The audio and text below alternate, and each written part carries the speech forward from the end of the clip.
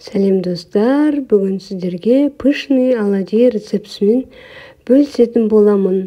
Алдымен ыдысымызға бөлме температурасындағы сүтімізді құямыз. Одан кейін жұмыртқамызды жарамыз. Бізге 2 штук жұмыртқа қажет болады. Жұмыртқамыз бен сүтімізді жақсылап біркелкі болғанша араластырып аламыз. Бұл өте дәмді әрі пышный оладьидің бірі. Міндетті түрде жасап көруге кеңес беремін. Бұл оладьиді вареньемен немесе қаймақпен жеуге болады.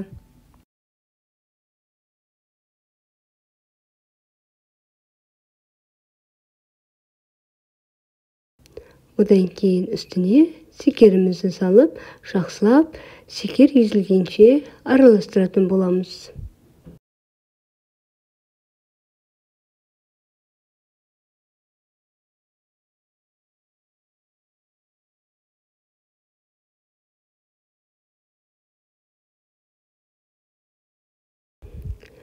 Одан кейін үстіне 1 шай қасық соданы саламыз. Жақсылап тағы да бір араластырып жібереміз де үстіне шым-шым тұз қосамыз.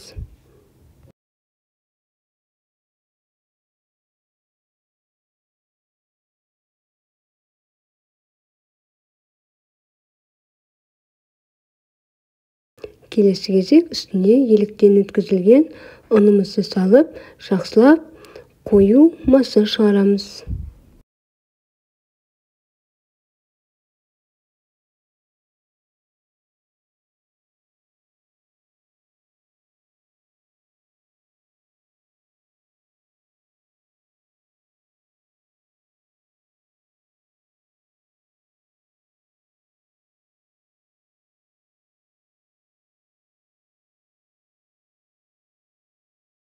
Үй жағдайында жасауға болатын оңай әрі тез жасалатын оладьиді бірімен балапандарыңызды әрқашан қуантып жүріңіздер. Егер менің парақшама тіркелмеген болсаңыздар, міндетті түрде подписаться батырмасын басыңыздар.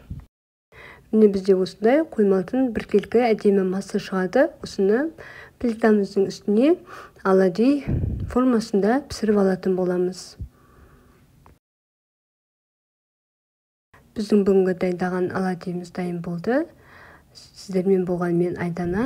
Астарыңыз дәмді болсын. Видеоны соңына дейін тамашалағандарыңызға көп рахмет.